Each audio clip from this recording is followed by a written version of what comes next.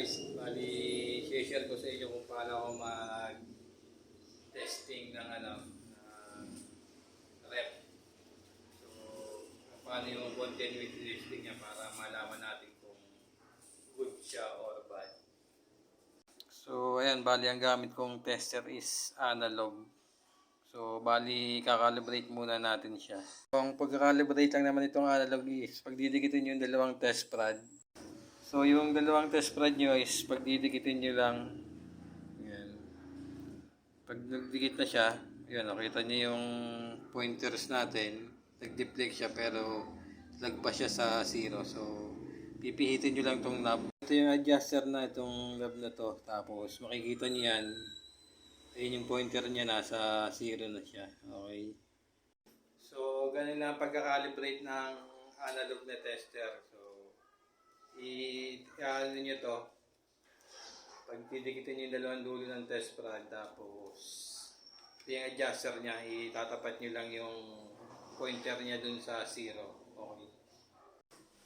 So, pag nag-check ako ng rep, so, chinecheck ko muna kung may ground siya. So, bali, itong plug, i-ano nyo lang yung test prod na isa, tapos ito idikit nyo lang doon sa sa body ng rep o sa mga bakal. So pag nag-deflect siya, so ibig sabihin may ground siya. So tapos ang usapan pagka gano'n, di ba?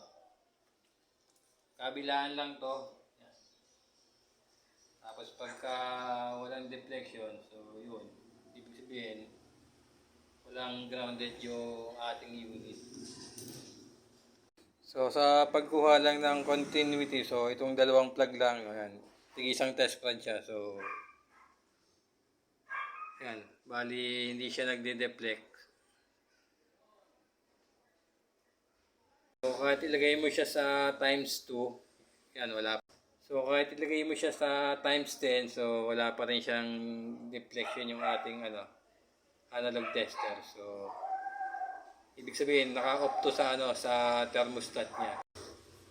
So, bali ayan yung control na kanina, thermostat. So, naka-off siya. May kasi ito on-off sa thermostat niya. So, bubuhay natin para matest natin yung continuity niya kung buo yung thermostat niya. So, ayan guys, sumalo yung pointer natin pagkabuhay niya. So, ibig sabihin yung thermostat niya is buo.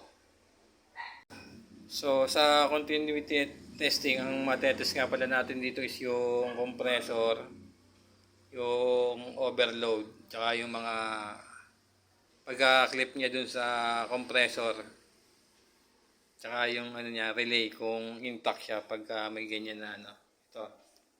Pag pumalo yung tester nyo, ibig sabihin may continuity siya. So pag may pag may continuity yan, nakapalo yung ating test prod. So ang ma-check mo diyan na okay is yung thermostat niya na mechanical, tapos dadaan siya dun sa overload papunta dun sa common terminals. Tapos yung isa namang wire niya is dadaan pupunta sa sa running. Siya dun sa relay. Nakakonekta siya doon. So, ibig sabihin, pati yung linya natin is na-trace natin dito pag sa ganitong lang, continuity. Sa continuity pa lang, pag sa mga tech, so alam na nila pagka So, pagka hindi pumalo yan, so pwede na nang buksan sa likod. So, doon na i-trace kung ano yung walang continuity na parts. So yun guys, ganun lang paggamit ng analog tester pagka sa mga rep.